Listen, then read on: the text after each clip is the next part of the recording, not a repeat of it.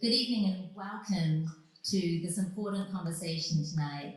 The value of being seen, the importance of diversity in the jewelry industry and the need for change. I'm excited to have you all here tonight. My name is Rosena Sammi. I'm the founder of the Jewelry Everett. We're an online boutique carrying over 50 designers. We're focused on ethically made jewelry, but we're really driven by diversity. It's part of our DNA to elevate diverse designers and to shed light on conversations like the one we're going to have tonight about the need for change. So thank you for being here and for participating. I know when I pitched this event to New York City Jewelry Week, and the founders are right here in the front. I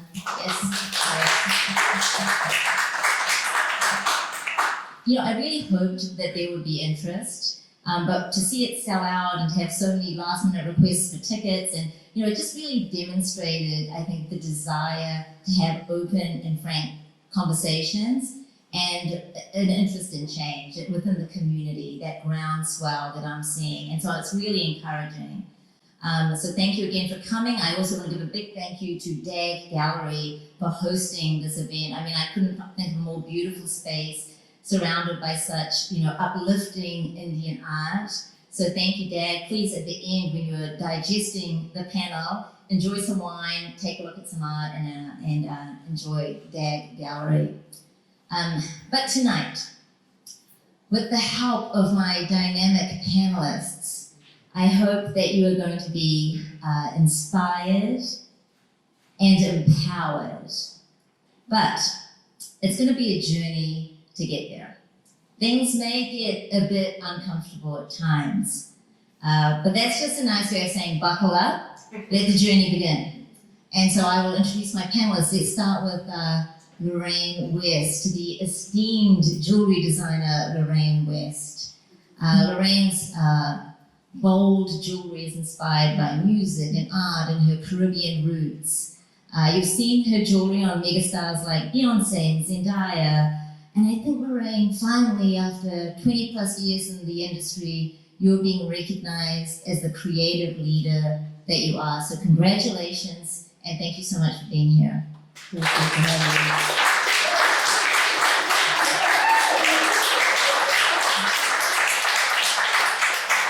me. Everyone should bow. When someone introduces them, you just bow. And next we have Morgan Miller, who is a senior executive at the Couture Show. She's also chair of the Diversity Committee for the Women's Jewelry Association and a founding member of the Couture Diversity Action Council. So I know that you are in the trenches, examining and dealing with these issues, so I'm so excited to get your perspective on it. Thank you so much for having me. Of course.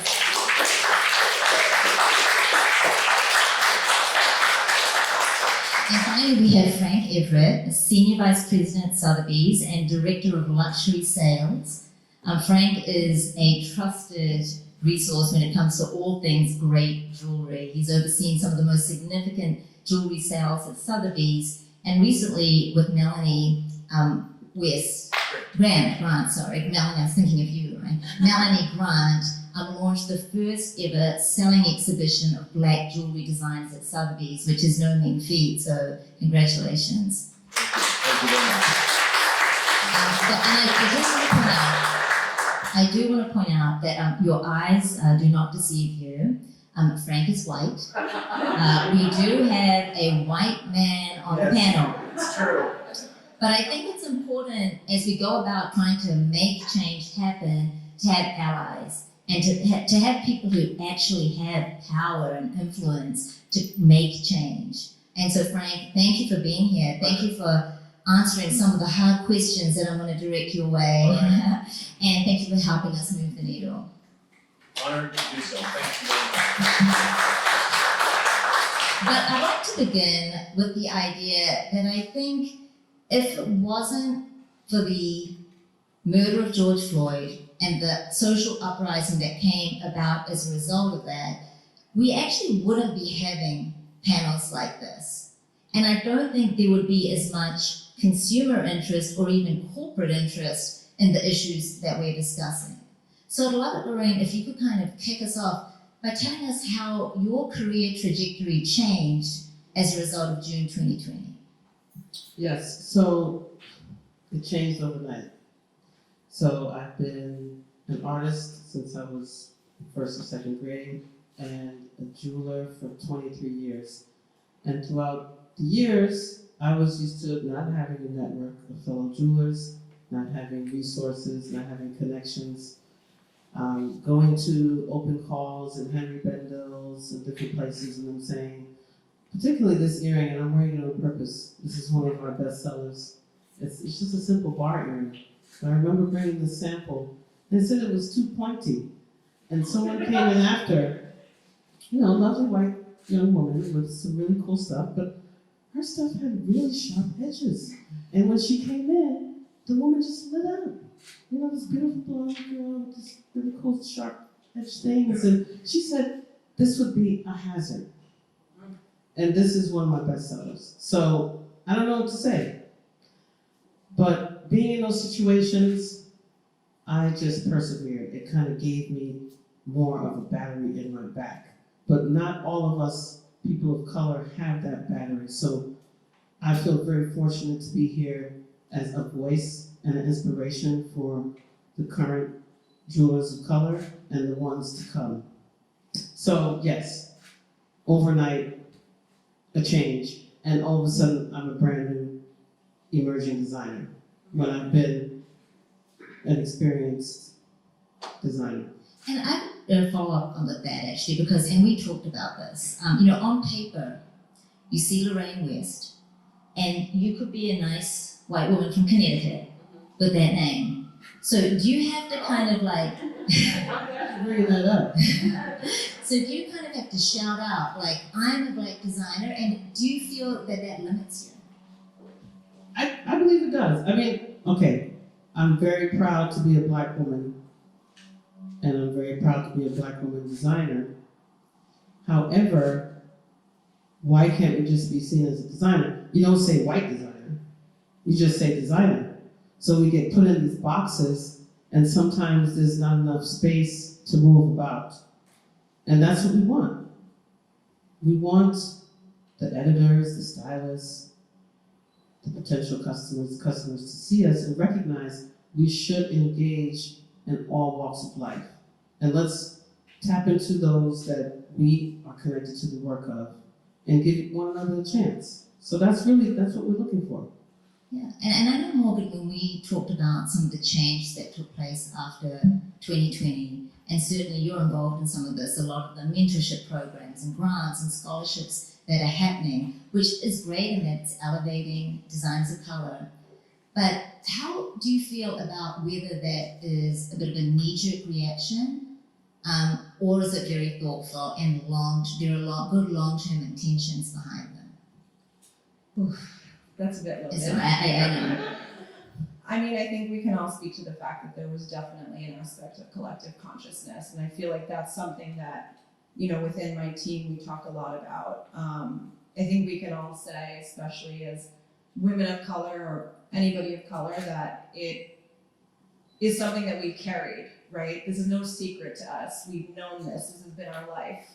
And to all of a sudden have an influx of that collective consciousness was super overwhelming.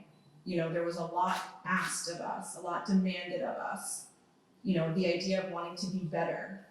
And oddly enough, the very burden that you wanted to avoid actually was passed on us. Mm-hmm. And I can't tell you how many phone calls I got, how many questions about how to be better. But interestingly enough, while it was not my responsibility to engage in any capacity, I think about Lorraine, and I think about the designers who it is my responsibility and my job to create that space for. And in looking at these programs and these grants and these scholarships, I think there have been a lot that have tried, that have really actively tried to create the pursuit of equity. That being said, it is not coming from our voice. It is coming from the voice that has been decided that the success metrics are being deemed by somebody else. Mm-hmm. And I think that what's challenging when you look at, scholarships for colleges or, opportunities to have access to materials or, being offered spaces at institutions, is who is actually providing the insight as to how these programs are developed, who they actually speak to, is there community buy-in, are there affinity groups? A lot has been a knee-jerk reaction. That being said, the idea of allyship is always the admission that you will not get it right every time. You will make mistakes. And the idea of remaining an ally is you are accepting of that challenge. And it is the anticipation and the need to continue to do the work. And so I've certainly seen programs that I've had a lot of questions around, and I know we've talked about this, but I've also seen opportunities that have been presented that have the potential to really make change.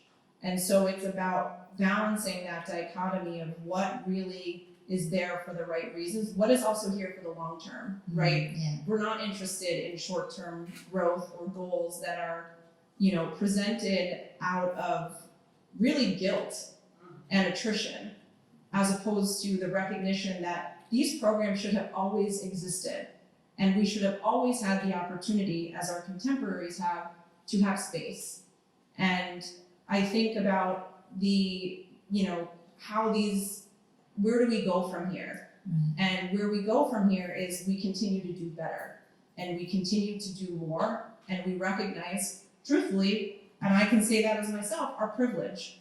And what, we spoke about this, about there was an amazing, Town and Country's philanthropy series last summer, and, listening to Darren Walker of the Ford Foundation with Ava DuVernay. And if philanthropy, if the 20th century was about philanthropy, then the 21st century is about solidarity.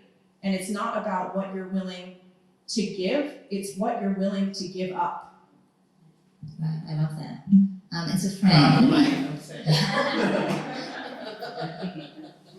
Well said. so let me ask you about the Black and Brilliant exhibit, which was very well received. And my understanding is that Melanie Grant came to you with this idea, and you completely wholeheartedly got behind it and launched it. It got incredible visibility, and so I think it was successful on many levels. One hard question is why do you think it took so long for Sotheby's to do something like this? I think, well, to sort of to your earlier point, if the Black Lives Matter movement hadn't happened, we wouldn't have had the show. It was absolutely in part in response to that. And when Melanie came to us, we didn't think for a minute to do that show. Why didn't it happen sooner? I think it's just a typical example of the systemic racism that we deal with. It's Sotheby's is a very hard place to get into for anyone. Yes. It's the ultimate kind of cultural and arts institution, and it's very intimidating on every level. I never thought I would be able to work in a place like that, to be honest with you. And it was such an opportunity. As soon as Melanie called me, and we've known each other for a few years, it was just, I said the same thing. Why didn't we do this sooner? I really did. And when she, I remember when she submitted the first list of designers, and I was really shocked, embarrassed, ashamed, I don't know what the word is, to say that I really knew about 5, I think, on the list of 21 designers. You were one of them. So I know that was that really increased visibility for the designers and did a lot of positive things. Tell me a little bit about what you think could have been done differently, or you learned from that experience as we all go about trying to make change. The show that we did at Sotheby's, I don't think I would do anything differently except maybe do it again. Really, honestly, that's what I hope to be able to repeat it again and again. And I've made a real effort to look for ways to work with designers from that show in an ongoing way. We have several things happening in December. Vanya Lalis has a piece in the December auction. Harwell Godfrey did some sketches for Loose Stone that we had, so we were working with her. There are things that will continue to happen. I'm hoping we can relaunch the show again in London next summer. So we are, I think from the very start, it was let's make sure this is not a one-off thing. We wanted to make sure that we weren't going to be part of that. This was a starting point. This wasn't a goal that we achieved. This was a place that we were starting. And I think to your point about mentorship, kind of as I said when we were all talking the other day, I feel so strongly about, in life in general, that everybody needs a helping hand at some point. Everybody needs someone to open a door for them, to give them a break. And I had plenty of those opportunities in my life. Lots of people helped me open doors, gave me a break. Honestly, most of them were women. That's for another panel. That's for another discussion. But I think nobody makes it on just sheer hard work and determination. And so that's really, to me, what it was about. And to have to be on the inside of a place like Sotheby's, it was honestly my honor and my pleasure to be able to make that happen. It was really a fantastic experience. That's good to know, and it sort of maybe it leads into the next question I have, which is how do we as consumers and then as designers within the industry gauge when it is sort of pandering or tokenism and when it is a positive, like long-term intention for change? Like it's wonderful to hear that from you, Frank, and the ideas that you at Sotheby's are encouraging. But how about like Lorraine, when you go about taking opportunities? I mean, everyone wants to get paid, right? So I get it, but also in terms of assessing what you think is authentic. Well, some opportunities aren't about getting paid. Some opportunities are about being seen. You need to be seen. If no one sees you, then no one can consider to buy your work. So for the Brilliant in Black exhibition, every artist had to find a way to create these pieces. And it was the first time that Lorraine West Jewelry ever worked in such a large scale in 14K, but it was magnificent. Because what happens is, when you get an opportunity, it stretches you. You know, it's kind of like you're in the womb, you're developing in the womb, the mother bursts, you crawl, you walk, you run, you do all these different things. If that opportunity didn't come, I don't know if we would have worked in large scale 14K, what we can do with 14K, how we can mix 14 and sterling silver, how we can go back to the archive and look at a piece that we always wanted to do. It's beyond money. It's not always about money. When you get to create, the money's gonna come no matter what. So that was one of the biggest blessings of being a part of Brilliant in Black. And not only that, just being in the show with people that I loved and adored before I even started doing fine jewelry. Or people that are practically new, but they're doing magnificent work. So it felt like we were like the Avengers of fine jewelry, you know? I could just envision us like in costumes with our jewelry and like fireballs coming out, you know? So, Infinity Stones, yeah. So we had a great experience. They treated us like gold and continue to treat us like gold. So we look forward to partnering again. And I very much, and I feel the same way. I would like to add too that because of what I do with vintage jewelry, I don't know a lot of contemporary jewelers to begin with of any color. That's just not, contemporary jewelry is not a world that I get to play in so often. So that was a great opportunity. And I remember when Lorraine first came, you know, I thought it was for a quick drop off, and we ended up talking for about an hour. I was walking out the door with my coach, and we just stood there and talked, and we talked, and we talked, and we connected. And now I look at her work, and I think I can look at other jewelry and say, that's very kind of Lorraine West, right? Like, you've got an iconic look to me already. And I wasn't so, you know, I knew of her work before, but I hadn't handled it. I hadn't talked with her. I hadn't heard about the inspiration. So I think it was important for us too to, yes, say we were starting at this place where we wanted to have this group of Black designers, but we wanted to focus on the work too, right? And talk about other things besides the challenges that they had encountered, because they had all become successful. Like, everybody in the show was like had a viable working business. You weren't students that were starting out with, you know, projects. You were really all working jewelers. So that was important.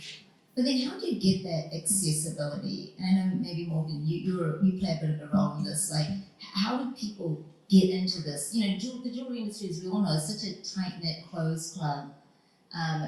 You know, how do we figure out that like secret handshake? It's definitely a business that was founded on secrecy. I think we can all say that pretty transparently. I think for the most part, many of us would not have necessarily organically found ourselves into this space, you know, unless our families own jewelry stores or, it might have been in sort of the DNA of going to school and wanting to pursue it. I mean, I certainly, like, it's a fluke I'm here. I mean, I went to college to be a photographer, and like all artists, you think, I'm never gonna have to sell my work. Well, I immediately went to selling, and I was good at it, and transitioned into wholesale and jewelry, and pivoted now to be working with designers and working on a trade event. It's a challenging thing to be in a business that in and of itself is based on trust and based on handshakes, but unless you know who to trust and whose hand to shake, you're not getting in. Right. I mean, it's really, there's a barrier to entry for everybody, but when you're gonna add race, gender identity, sexual orientation, any combination of the above, you're talking about a whole different ballgame. And it really has not been a business where we've actively pursued people to enter it. And I think that it's a responsibility that we have as a business to usher in the next class. Who are we doing to bring into this space? Whether it's jewelers or CAD designers or people working on the bench, stone dealers. It needs to be less opaque and a lot more transparent. And we're always joking around with Elliot Carlisle about Beyonce, and you really can't be what you don't see. And so there really is no active pursuit of, where are the jewelry jobs being advertised? Are they just going on Indeed? Or are you actively trying to pursue candidates by going through, for example, Essence Magazine, and trying to actively go into a community where you recognize there is a gap? And if we want to bring diversity into a space, then we need to, it is not for the group in which you want to bring in, it is not their responsibility to access this space. It is our responsibility to bring them in. And it's something that we have yet to really see that. And, certainly the last year has made that feel much more possible, I suppose, to a certain extent. It's certainly something now we're talking about, right? We're seeing, black designers and, against their white contemporaries sitting in magazines, but we really need to not only educate a consumer, but we need, in turn, essentially we're all consumers in one way, shape, or form. We need to be able to allow people to even feel like this could be possible for them. Right. And it should not be based on who has capital. And I think that we all know that this is a very expensive industry to get your foot into the door. And you are outlaying cash upon cash upon cash before you even have the opportunity to be paid. And when we're talking about diversity on top of that, well, good luck. Because we really need to create the space. I keep talking about space, but we need to create that. Yeah, and I think it's sometimes can be frustrating when people sort of say, you just need to find a mentor. It's actually really hard to find a mentor and to get that accessibility, right? And so what is, maybe jump in, what's your advice when it comes to things like that around mentorship? Because it's such a catchphrase that people use, like just find a mentor. People generally mentor mentees. You have some kind of connection. You went to the same college, you played lacrosse, I don't know, whatever it is. And so how do you forge and how do you break in and find a mentor? Personally, that's a hard question. Personally for me, it was just, again, a fluke. It happened to be, some connectivity in a work capacity. And, this job has been amazing to me in that I've met so many people and I've had so much opportunity. But it is because I had that opportunity that I was even able to even consider having a mentor. Because it is really, I think for me, my job's a little different. I'm operating on the trade capacity. So I'm working with designers, I'm working with retailers, we've got press components, we're advocates on behalf of the entire industry. There's so much coming that, at least for me, it was a little less challenging in a way once I'd already entered the industry to even consider finding a mentor. But transparently, apart from it is, I don't have the answer. Right. I think that that's the thing that scares me, is that I don't know. Yeah. And I think that with what we tried to do with the DAC is to actually take that ownership of what success means to the person as opposed to dictating that success metric. And genuinely, you know, when we're talking to Lorraine, it's like, well, what are your business aspirations? Lorraine, yeah, maybe you can jump in. Like, did you have a mentor? Are you a mentor? Like, tell us a little. I mentor a lot of jewelers in the back. It's really fun. They DM, they text, hey, what do you think about this? What do you think about that? I love helping them. But this was the first time in my whole career that I ever got mentored due to the DAC. And Morgan actually hooked me up with my mentor, which is Zoe Chico. We're both mothers, we've both been in business for over 20 years. But one of the great things about her business is she started off as an artist. And of course, her jewelry is still art-based, but she found a way to scale where it's creative, but it's easy to sell. And it's a really good price point, gold and diamonds. So just to be able to talk to someone that is in a place that I can see. My business partner's in the front, entrepreneur, architect, TK. So I'll say, Chief Hustler Operator. oh yeah, we have a new name, Chief Hustler Operator. What do you think? What do you think? Yeah, CHO, there you go, right? So anyway, very blessed. So let's rewind. TK is actually, in a sense, my first mentor. Even though we partner, she's handling the operations. And in the last 2 years, things have turned around. So it was actually divine that things did open up because we were prepared, right? If I didn't have her to work with, I would have crashed and burned for sure. Because all these things were coming, and it's like, we got the orders online, we got the custom, we got the stylist requests, we got all these things happening. The stylists want things, you drop the orders to fulfill the requests from the stylist, but these people bought this thing already. You know what I mean? So it's things like that that sometimes even a mentor can't teach you because the mentor doesn't know your day-to-day. And you're not going to be able to explain that because you don't have enough time in the day. They have to go back to work, you have to go back to work.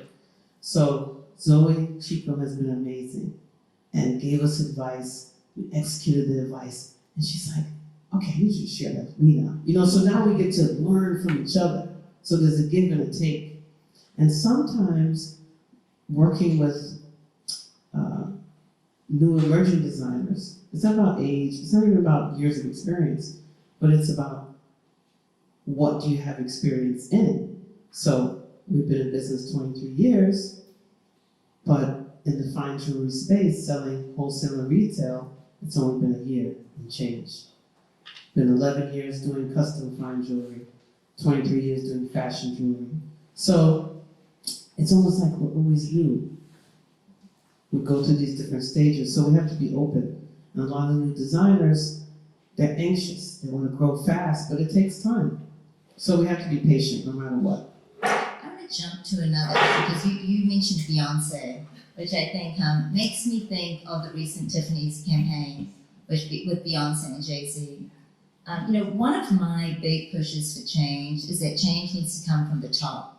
That until we see people of color and diverse people in the C-suites, that isn't really going to trickle down.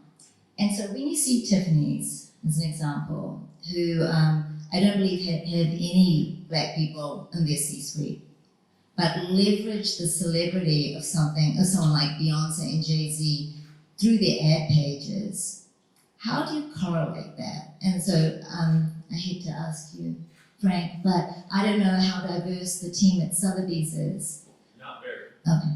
So, how do you go about that, and how do you think change is gonna come? I think you have to pay extra close attention to it every single day.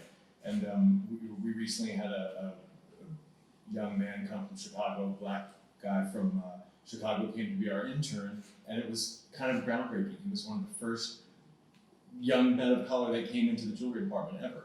So I had to make a special point. He was introduced to me by a colleague, and we really tried to kind of rise his, he was well qualified, and we tried to rise his resume to the top and make that happen. And it does happen one person at a time. Sotheby's is not a very diverse organization across the board.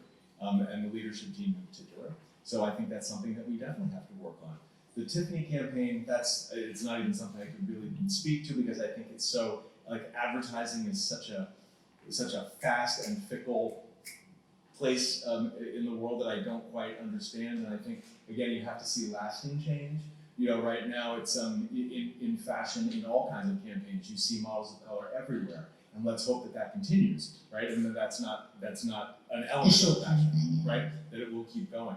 So with Sotheby's, I think this Brilliant in Black was like I said, a first step. They've certainly had plenty of art shows that were focused on Black artists, but in jewelry, it's a unique thing, a unique world. So. Yeah, I think a lot of heritage brands, and Morgan, jump in, are hiring like chief diversity officers as like a figurehead, but not necessarily being, people of color aren't necessarily able to infiltrate into the C-suite yet. But how do you feel about that, Morgan? Well, I just want to quickly go to the Tiffany campaign. And, realistically, people of color have the cultural capital. And ultimately, that is a big part of what you end up seeing in advertising is, I hate to say it, but a lot of what we do is really cool. And so it makes sense that people want to create a revenue-based model off of that. But what isn't acceptable is to use that cultural capital for a capitalist system that does not include us, that is not our equity. And so when you see campaigns like that, it's great to see people of color, but it's also really hard to see people of color who are ultimately being, in a way, utilized to support a model that actually does not allow our elevation. And so that is tough. And I think that, personally, I do think there's still inherent responsibility on behalf of people in campaigns to use that capital. If you are Beyonce and Jay-Z, fantastic that you've made it to that place. As far as I'm concerned, they are superheroes. But that is something that I'd like to see more of a stride for, is to really push the needle, because they do have weight, whereas some of us don't. And that voice is important to be able to utilize to make change. With respect to C-suites, I work for a public company, and not a lot of people of color on the C-suite team. That's something that I know for our 5-year, the next business operating plans, diversity, when our new CEO came in, he basically said this business is way too white. And I woke up and it was awesome to hear. And it's certainly been a pretty big stride for the company. But we are the largest trade show and conference company in North America. Do you think that needle is going to immediately change? No, because none of these businesses have the infrastructure to completely address the issue. The reality is the only way to really do that is to dismantle everything and start it again. But we don't have the opportunity to necessarily ask a company to say, let's take everything that you've ever made, let's get rid of it, and let's build it from the top. Because that's the hard part of systemic and institutionalized racism. It is in everything. It is how the system was built. And when people say the system is broken, no, the system works exactly the way it was meant to, because this is the way it was built. So when it comes to creating C-suite opportunities, it means creating programming that actually elevates and brings people in, allows them the opportunity to learn, to be mentored, to rise through the ranks.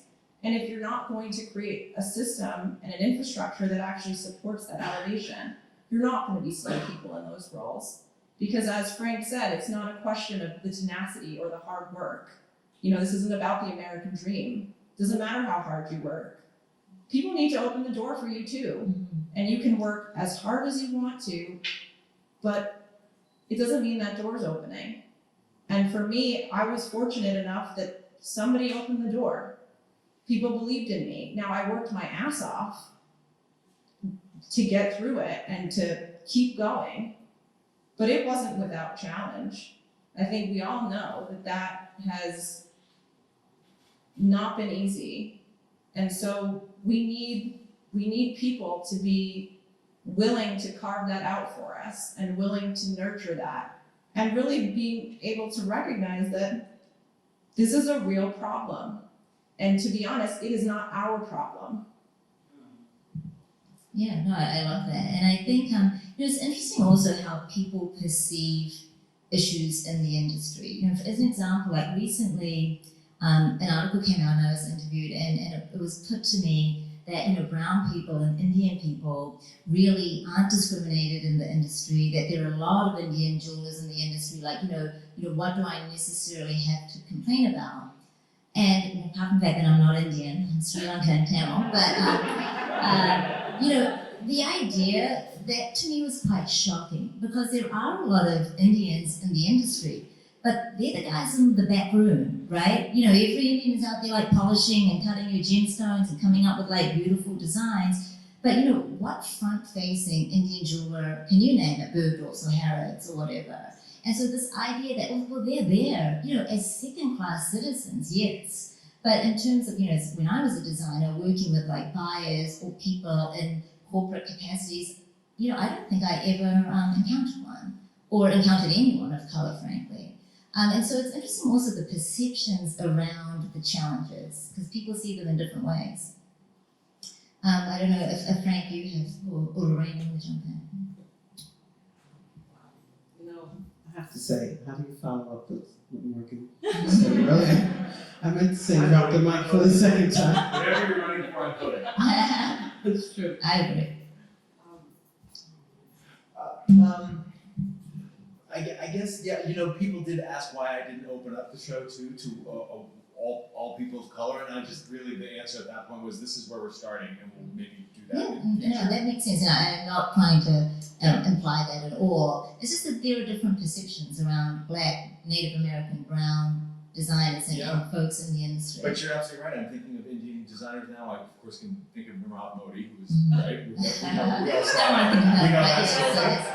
And then I just happen to know of a woman named Bina Guanca who does beautiful things, and we just happen to include her in the floral jewels selling exhibition that I did several years ago. And I didn't know about her until we opened this up to contemporary designers too. So for me, again, it's a good way to learn. But you're right. That's a shocking short list. Yes. Right? It always comes to visibility and accessibility. But maybe you could name one thing that you think would really help move the needle when it comes to diversity.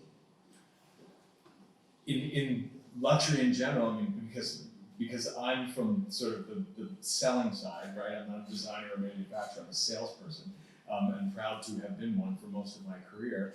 I would like to see more people of color in luxury in the front of the house, selling and creating the environment and assisting in building clientele. And I think I'm always surprised there. So for me, that would be a good place to start, is just to really make an effort to have the staffing of luxury across the board, not just jewelry, have a more diverse look.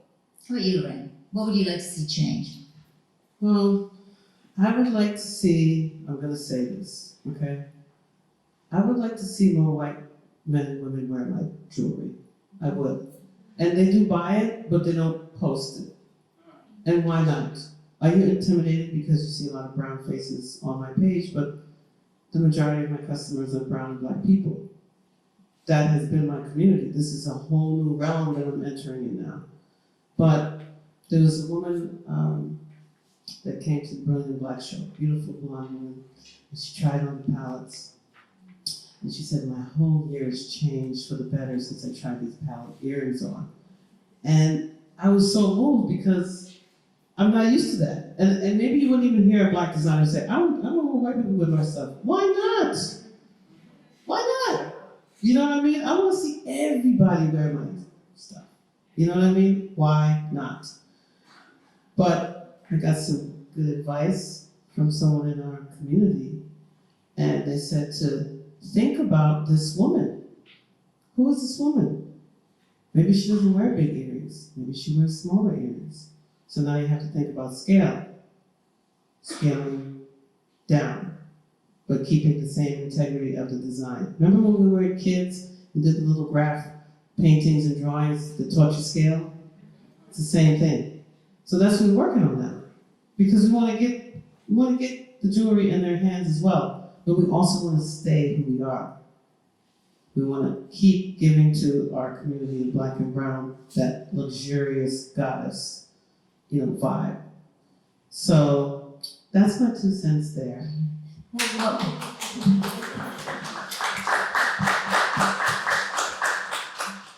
I'd love to see more, I'd love to see retailers. I'd love to see more people of color who not only are in luxury retail, but actually have the authority and opportunity to bring more designers, more, I think about somebody like Jennifer Gandia and just how how incredible what her and Christina have built, and really taken their family name and developed something that I don't even think that they really realized that they were doing when they did it. And when you go to think about who actually has luxury retail stores that happens to be of color, guarantee you can barely name any. And when you think about who are our biggest advocates, well, it's going to be us. And I think being able to have that and have the opportunity to build that is really something that I'd love to see. I'd also really love to see retailers actually buy jewelry that happens to be made by Black and brown and indigenous people of color and not ask for their consignment. Because realistically, as far as I'm concerned, you're continuing the cycle by asking people of color to do labor for you for free, but likely you don't pay them on time, the way you probably don't pay their white contemporaries, but still, you're just creating that much more disparity. You can't have somebody work to make something, they spent the money, you go sell it, you get net 30, and you're putting that money right back in. You're actually not making any money at all. You're just creating further inequity in a system where people can't get ahead. So I really think that especially, obviously my world is much more based on designers and retailers, but there needs to be the active pursuit of really supporting the infrastructure. And that really needs to exist across the board for everyone. But if you're considering what barrier to entry looks like and what challenge and opportunity is, then just imagine how much harder it is. Okay, Lorraine's been doing jewelry for 23 years. She just said that she's been making fine jewelry for a little over a year, probably because there hasn't really been the opportunity to really invest in that.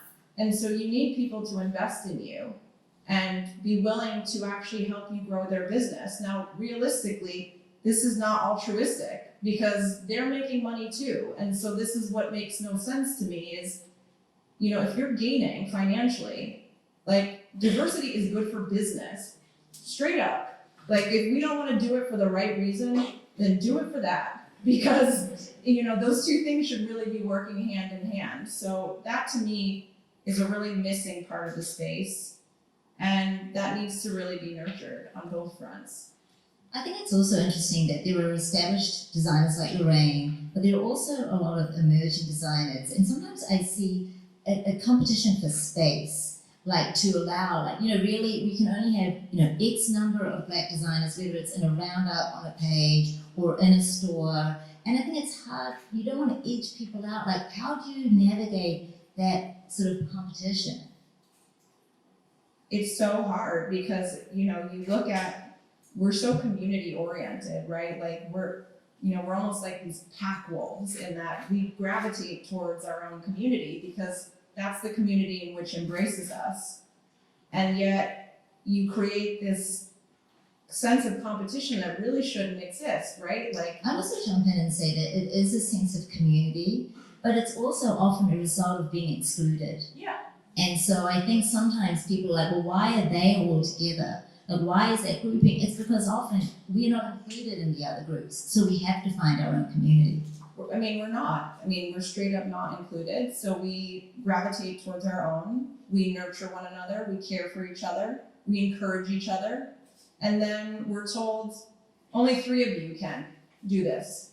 Well, what do you think is going to happen when you create that kind of sense of really lack of autonomy? You basically have to decide that only some of you can do this.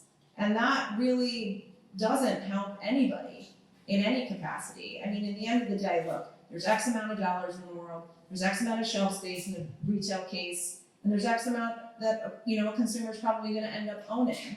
but it shouldn't end up having to be that the same people are always offered the same opportunity because maybe they have a big enough name or, they bring something to the table.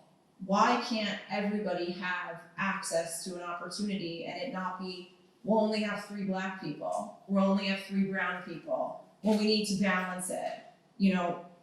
It almost feels like it can't be United Colors of Benetton because it's just not okay to have the plethora of mixed faces. Right. And the reality is as you said, India is the largest gemstone cutting part of our industry. And while I can think of Indian designers, it's not that I don't know the horror stories that I've heard from them in which they have been really treated in a way where they're not considered designers or they're not considered equitable against their white contemporaries. And we need to let people all have a chance.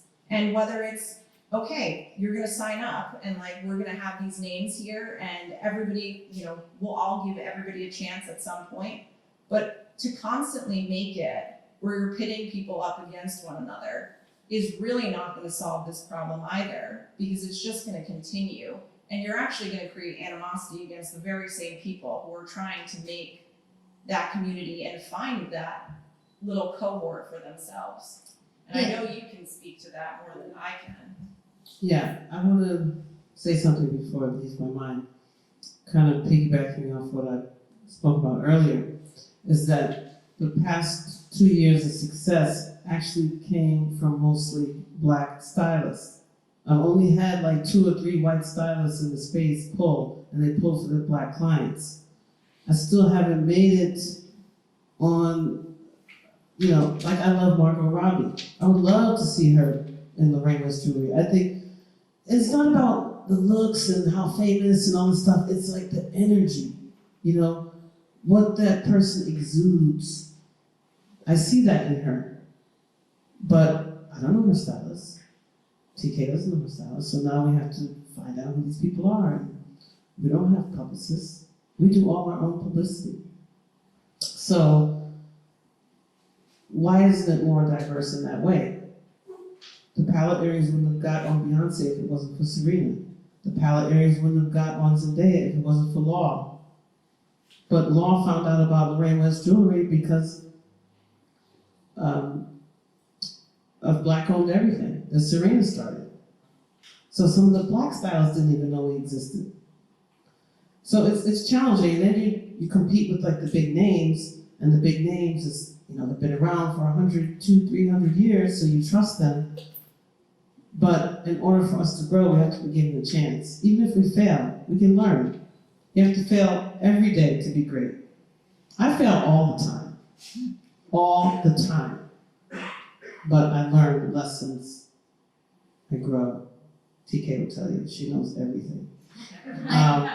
So, that's...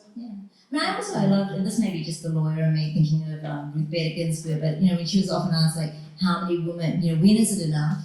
How many women do you want to see on the Supreme Court? She'd say 9, right? There'd be 9 men, why not 9 women? And so, I hate setting limits on how many Black designers or, what amount is the right amount. I think, there are so many thriving examples of talented people like Lorraine.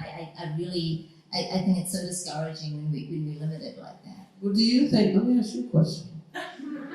Do you think putting the Black, the Latino, the Indian, Sri Lankan, all these different things in front, because white, again, there's no white jewelers. You never put white first. So is that the issue? Can we just recognize that we want to give everybody a chance, right? And we want to just mix it up. We always get excited when we're in the list mixed with all these other types of designers from different backgrounds. And some of our heroes of all backgrounds. To me, that's the best. Oh, this is the earring for the summertime. It reflects light. These are the designers that create those kind of earrings. Why can't we do that? But we have to put, go shop the 30 Black designers that you need to know. So in one way, it's great because would we be on Vogue if it wasn't for this movement? But then it's slowly fizzling. Yes. It's slowly going away. And I think it's the idea of co-opting words like diversity, right, to be used like what you were saying, Morgan, to further their commercial interests. And it really waters down the importance of those sorts of terms. Yeah. When we first announced Brilliant in Black, I had a comment on my Instagram and someone said, Oh, I remember that. I think that was the day I met you. And someone said, well, if you did an all-white designer show, people would call you racist. And my answer was, I've done many all-white and no one said a word and no one noticed. So for me, it was, this experience I will never again think about assembling a show without thinking about it and noticing who the designers are. And how could that even have happened? We did a show with all jewels of flower designs. Now, what designer hasn't at least done something that's a floral design, right? There were no black designers in that show. And I should point out Frank, because Frank is a true jewelry influencer with over 140,000 Instagram followers. So how do you walk that fine line? I was thinking about this, where you're going to come up against comments like that, or you're going to be perhaps accused of like pandering or tokenism. How do you walk that line? It is a little bit tricky, but because I really promote what I'm selling, which is vintage jewelry, and it's usually from the bigger houses. So again, I don't really work so much with contemporary jewelry. I was posting a lot from the show at that time, but now I'm back to sort of, things from the 1930s and the 50s. So I don't come up against that so much, to be honest with you, because it's really a marketing tool for my own, kind of my own purposes. But I think when I do go out on my downtimes and I am shopping, I'm absolutely going to be more aware of all of that. And I want to open up the questions to the audience shortly. I hope we have some good questions out there. But I also wanted, before we jump out of this, I wanted, we've talked a lot about corporate America and heritage brands. How about industry organizations? And like, for example, I looked at the Women's Jewelry Association, which is a fantastic organization. You're head of the diversity committee. But I was kind of learning more about it, and I've certainly heard of it. I know it does a lot of incredible work.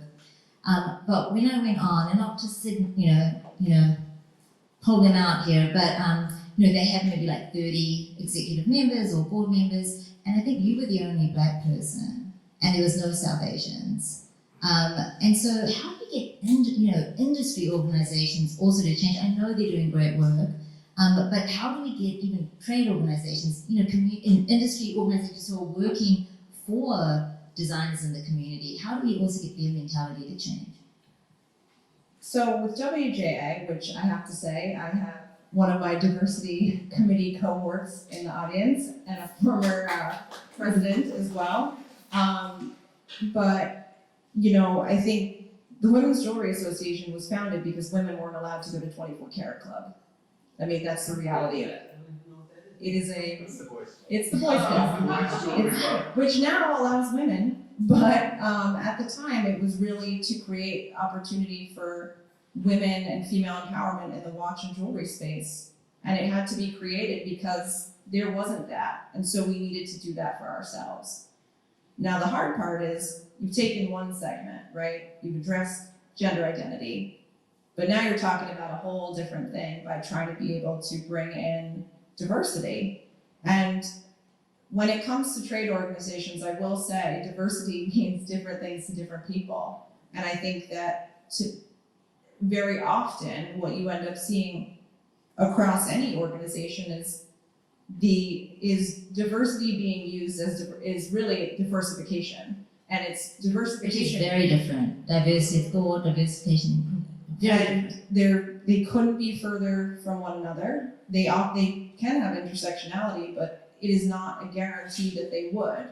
And so, really when I look at trade organizations, obviously I work for one, you're looking at different criteria of applicants and what really takes to be a part of the role. But the hard part is when you haven't actually embraced and brought people in to necessarily have those roles, people are very at a loss of where to look, to be quite honest. And it is the responsibility to be doing that work, and I think, you know, we are a big board on WJA. Sarah can tell you, I think, what are we, like 35 people?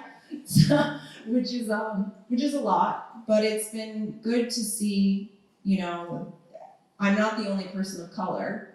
I happen to be the only Black woman or Black person at all on the board, but the reality is we do have to start somewhere, and we do need to start bringing people into the space. Interestingly enough, the idea and need for a diversity committee came before June 2020. I looked that up. I saw that was a year before. It was something where our executive director, literally in her interview, because Sarah and I were on the hiring committee, the first thing she said was that this organization, this industry is too white. And we need to not that. And she had come from Tiffany's, to be quite honest. And it was great to finally hear somebody who was so motivated and empowered to empower people. And I think that it is also around the allyship, right? Of the people who are willing to give that up to be able to ensure that that diversity is happening. So Yeah, I think we also shouldn't fool ourselves, because that's a really great story of positivity in your organization, but there is real resistance to change, especially a lot of the heritage brands. And so I think that's just the reality that we have to acknowledge. Oh, absolutely. And I think we can all, and I'm not going to say them, but I think we can all name a bunch of organizations that are trade-based or, you know, that don't really want to do this. And it's clear because they choose to say nothing. And by saying nothing, you are absolutely saying something. I invited a lot of people onto this panel, most of whom were not interested in attending and coming up here. So Frank, I appreciate you doing that. Because, you know, no, it's true. They didn't want to have to make a public statement about their diversity, you know, policies, etc. Because the reality is they don't know what they're doing. They don't know what they're doing because they don't know what to do, or they don't want to. And I think we can just say, we can call it how it is. That's really not great. But for those of us who are actually willing and want to take the strides, that's who, you know, that's where we start. We start with the people who are persuadables, as I would call them, or, you know, those who are really willing and actively wanting to be allies and partners and supporters and mentors and activists. Because really what we're talking about is a form of activism. This is social justice. We can call it that because we're looking to bring justice and equity into an area that we really haven't seen it before. So, you know, personally, I push back a lot. And I think that people who know me, unfortunately, know that very well. And that's the only way that we're going to continue to be able to see that change is like, while it is not my job and it's not Lorraine's job to carve out more space for our people, we're going to. Because we are going to be our own advocates and we are going to find the opportunities and we're going to push people like nobody's pushed people before to make that be possible. That sounds fabulous. I know we have questions in the audience and I'm going to get you in 1 second. I want to end because I know, Lorraine, in terms of the last question I'm going to ask, you wanted everyone to feel empowered when they leave here tonight. So let's all end because I feel like, you know, we're talking about some hard topics, but let's give some advice or takeaways for people, whether you're a designer, whether you're an executive in the industry, like what's something that people can actively do and feel good about? Well, I think we all need to heal ourselves. We need to be accountable for our actions, good, bad, or indifferent. That's the only way things are going to change. If we stripped all of our skin off, we don't have the same muscles and blood and everything else, right? Maybe our jaws would be different. But no, I do believe that we need to check ourselves. You know, we need to check ourselves because we all have different biases. Some of us just naturally were born into an existence of discrimination, and some of us are born into an existence of privilege, and that's just what it is. But I feel privileged that I have a voice and people are interested to see me, hear me, touch, feel, purchase the work. And that's exciting. So we just had an opening at Muse Showroom for their initiative called Have a Heart. They give 10% to a charity, the Ambassador's Choice. And Lorraine West is the designer ambassador. And the owner, Jennifer Shanker, she was interested in bringing more people of color, particularly Black designers. Melanie Grant had a book signing at Muse for her book Coveted. And two of the designers that's in this particular necklace edit that I curated, they came to the event. And I saw them there, and they're talking to Jennifer about potentially coming into the store. Light bulb. I remember maybe 10 years before, maybe 5 to 10 years before, Micheline Thomas did a charm bracelet with fellow artists. And they got a jeweler to make it. So I said, if I ever meet a dynamic group, I'm gonna do something like that. But the opportunity was ripe because I'd already been selling my hearts in the store and building a relationship. So I said, why don't we do something with, these designers? And she said, why don't you be the ambassador? And it turned into a whole other thing. So we have to also be brave to speak up and tell people what our ideas are. People that have influence, that can unlock a door for us. And if they can't do it, we have to keep moving. We have to keep opening doors for one another. Maybe, somebody huge is not ready for us yet, but someone who's just starting has a great idea, and next thing you know, it just transforms and becomes your own network, your own powerful source of expression. So we all have power. We need to take care of ourselves and love one another, be good to one another, network with each other, help each other however we can. I honestly would say time. I think having time, we're all really busy, we're all professionals, and having, I think you can never regret being too kind. It's what actually one of my mentors said to me last year. And I really carry that. I really think about that often. I get a lot of DMs from designers asking for advice, asking how to break in, what they could do differently. I make that time. I always make the time, whether it's on a Zoom or a text or a DM. We have a certain responsibility towards our community and expanding that and growing that and making people feel as if they can be there. And how are you going to be able to do that without time and exchange and, giving?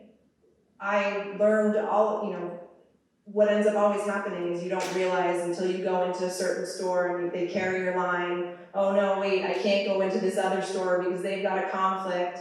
Well, that's information that we should be sharing with one another. We should be able to share who our contacts are, who are people, who is this great editor who I think that you should meet? Oh, let me help introduce you to this. Creating that network, creating that time, that's something that I think you'll never regret doing.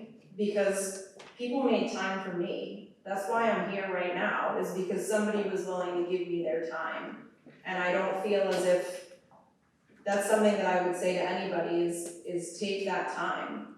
You have no idea who that person could be. And they don't have to be the next Lorraine West. They might be their own next person, and maybe it's a different kind of person. Maybe they're doing art jewelry. Maybe they're an amazing antique dealer. Maybe they actually just want to know more about our industry and have the opportunity to really get to know a little bit more about something that we all know we don't really talk openly about. And sometimes you don't know the impact that you can have by talking to that one person, because they could feed a whole community of people, whether it's in their business or their family or their school. So I really like the advice. So I guess we should DM you. We should go DM find Frank. Frank probably has all of the knowledge, and you know what? The other thing that my mentor always says is if you want to get something done, ask a busy person. Okay. So if you want to get time with somebody, ask a busy person. So Frank, you're up. The busiest guy I know. I do get a lot of DMs asking for advice, and I try to speak to as many people as I can. And I do a lot of FaceTimes, and I really try to put in that time. I really do. But I think the two things I'm taking away with something from each of you, I think you just boiled it down to the being seen. I think that's such an important first step. You have to be seen, and then so much goes from that, springs from there. And I just loved, Morgan, what you said about, it's not the responsibility of an underserved community to just keep fighting for their own way. It's the responsibility of other people to open those doors. And I know we keep coming back to that open door idea, but that really is what it's about. And if you're able to open that door, do it for someone. And as you said, that doesn't guarantee anything. That's when the hard work begins, but you can't do it alone. So Yeah, well, I think I hope having conversations like this gets to be heard by people who can open doors, so doors start to be open. I also love that, the concept of visibility. So, coming here, coming to New York City Jewelry Week events, being seen and meeting other people is also a great way to get out there. So both, I love those ideas. I'm going to jump to questions from the audience, and I know, Lady in the White Glasses, you've waited very patiently. So, I'm so happy. This is my third jewelry week, and I want to say one of the things that I spoke to was wear the black designer. And to Bella and Davey's credit, they put them out there for us, and I'm so happy to see it.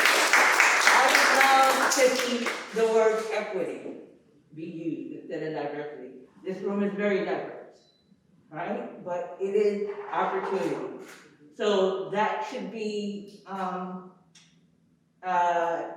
want to say, it should be a requisite that if you are in this industry, that you are doing it. Not that you choose to do it, but it's in your job description that you need to be offering those opportunities. So maybe that's something that. and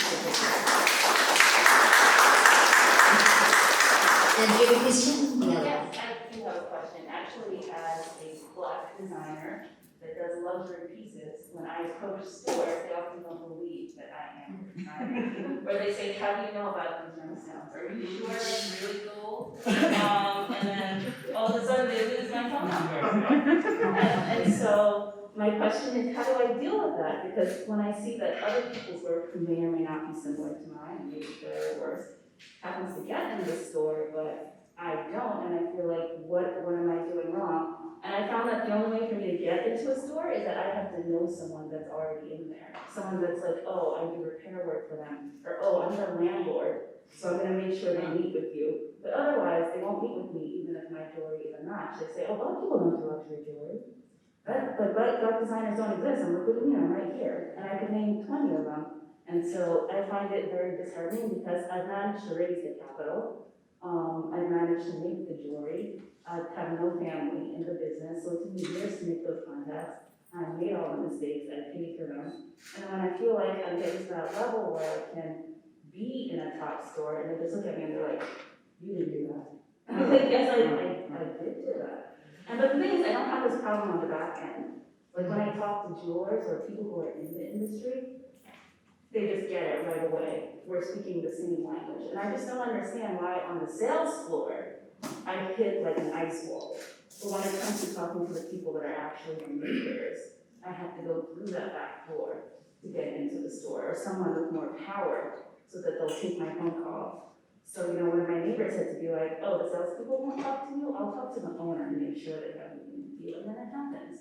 So I don't know what that is. I think we need to see more diverse buyers, because I always talk about throughout my entire career designing jewelry, I never met with one diverse buyer at any of the major department stores, and there are a lot of those preconceived notions. Like I was always in the boat of like, well, you make Indian jewelry for like Indian people, or just because it's a very global, like global was a word they'd always use around my jewelry, right? And so you often get pigeonholed. Ethnic, or exotic. Also, so you get pigeonholed. There are these preconceived ideas, and so again, it's I think a little bit of an access issue where you need to see more color. That's the whole topic here tonight is about the importance of being seen, right? But do you have anything else to add? Two microphones. What's your name? Alexia Pinella. Hi, Alexia. Well, let me tell you something. I'm going to say something. I'm going to give you some good energy. That there's some people that would hear my name, Lorraine West, and then when I show up. You know what they would say? That's not who is it? Yeah. Yep. I didn't know you were black. That's crazy, right? Mm-hmm. So my middle name is Natasha, and in kindergarten, I didn't know my first name was Lorraine, because at home they called me Tasha. So my teacher said, "What name do you want to use?" I said, "I use Lorraine, because now I get to be two different people." I didn't know about that association, but I would say to you to go really hard in the paint with direct-to-consumer.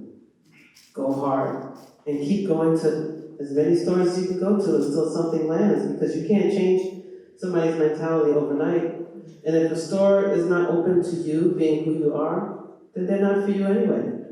And congratulations to you. I can't wait to see your work.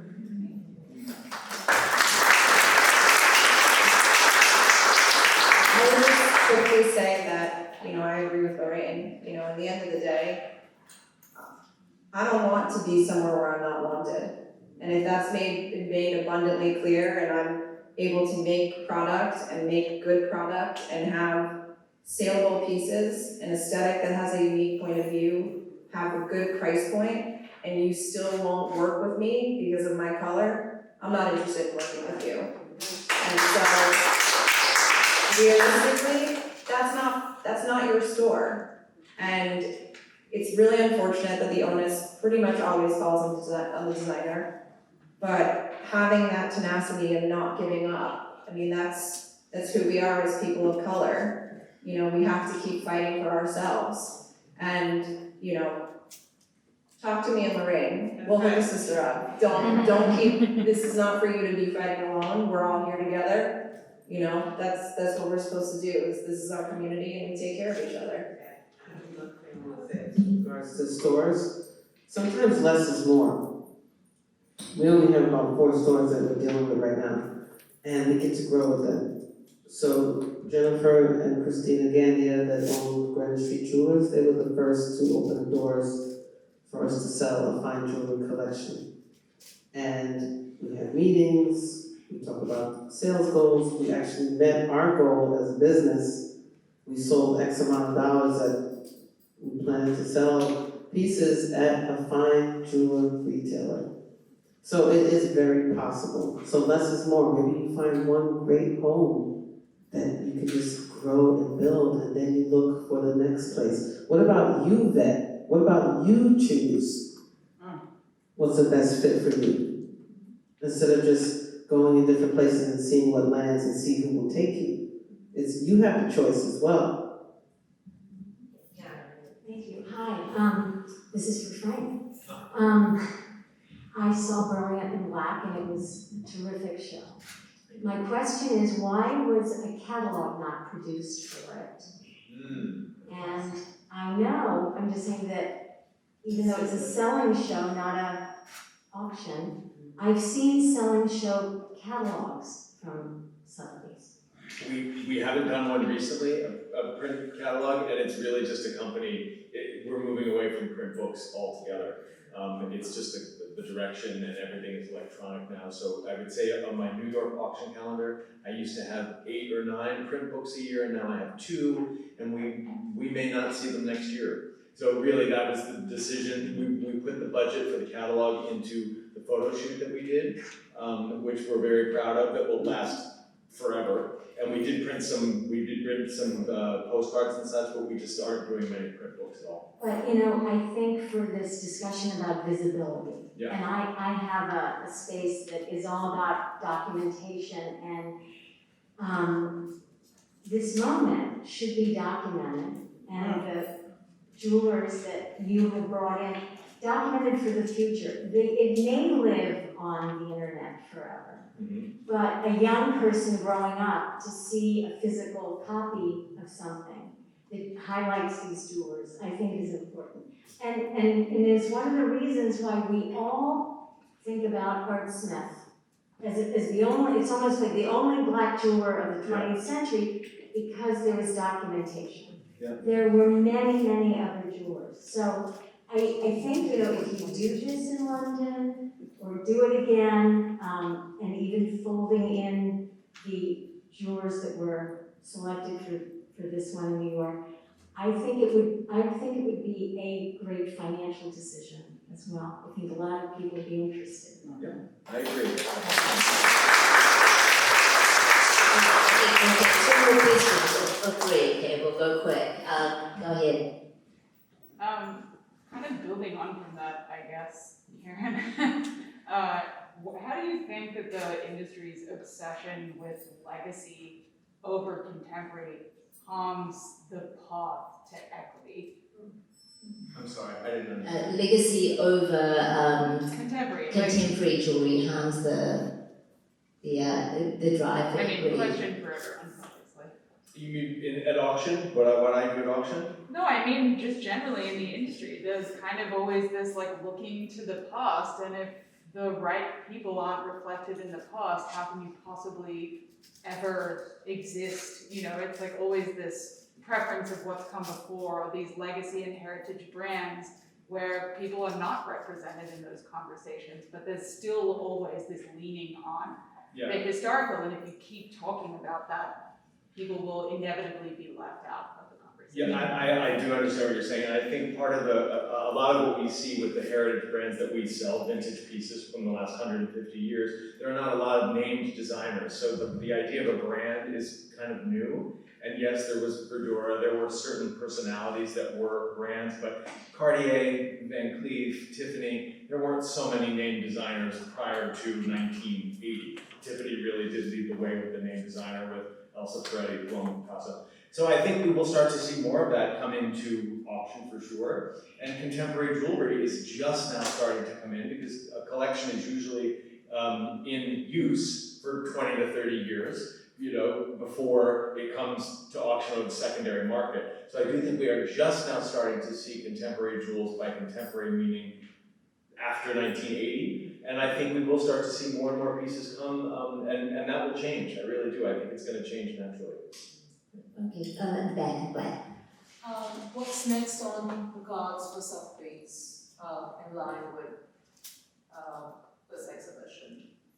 Well, just trying to launch the show again in London. That's really my number one goal, is just to try to repeat it again with the same list and probably expand it to include some more designers. We'll go maybe 25 or 30 designers. So the hope is to do that sometime mid-summer in London of 2022. That's exciting, we'll be watching. Thank you. And I think we have one more question. Yes, go ahead. Sorry I didn't ignore, but I think what you brought up about moving the needle, and that reminded me of the 2020 of it all, with George Floyd and all the murders.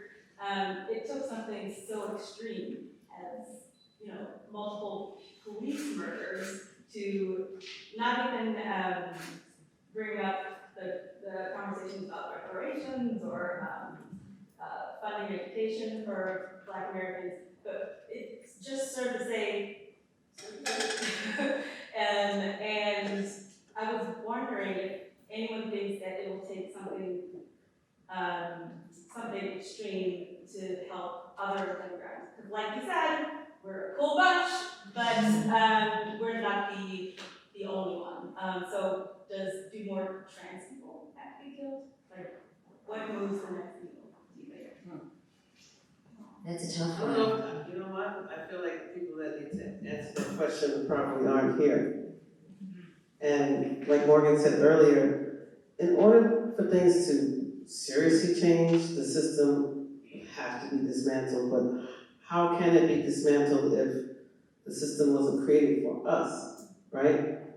But they're already in place, they already make their money, they already feel like, well, I don't care. That's not my customer, it's not my demographic.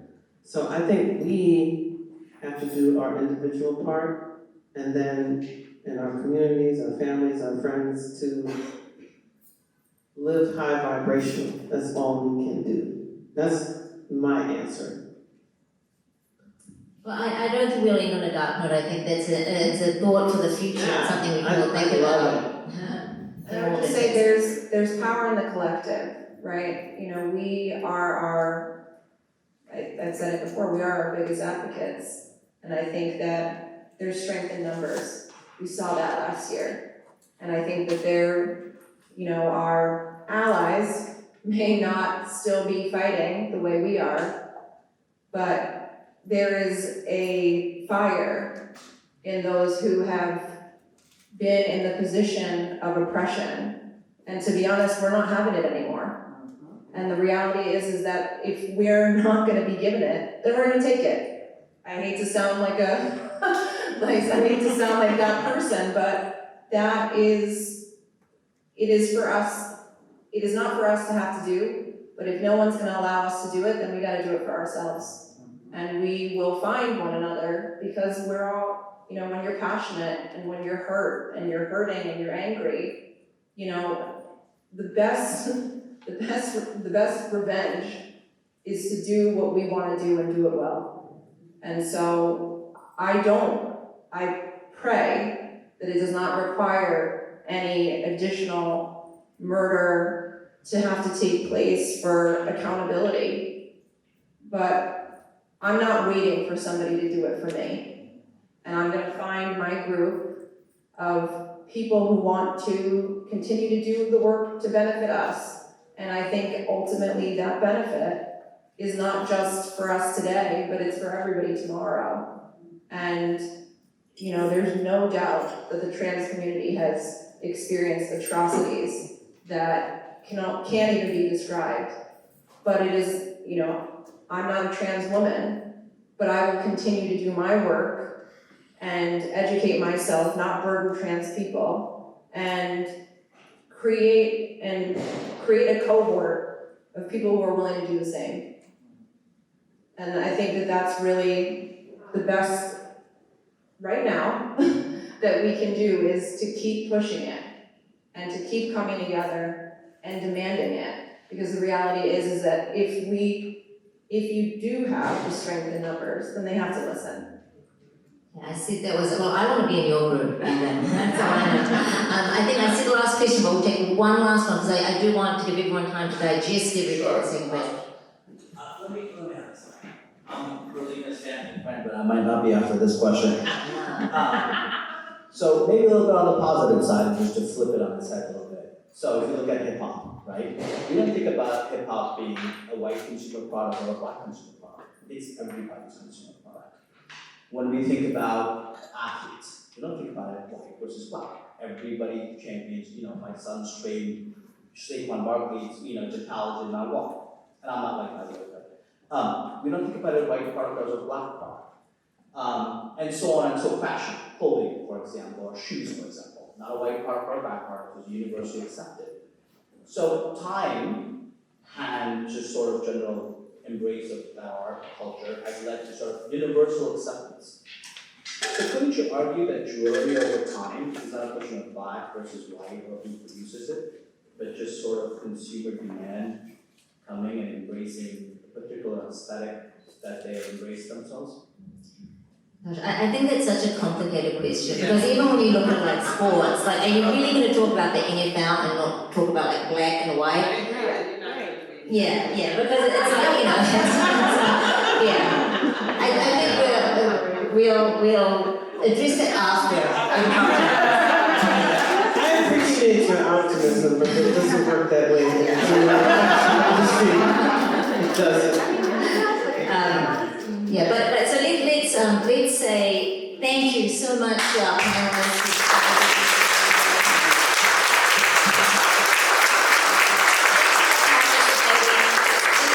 Enjoy the wine. Wynn is the gallery manager back there, so if you have any questions about the art, have a glass of wine, digest what's taking place, and enjoy. Thank you guys all for coming.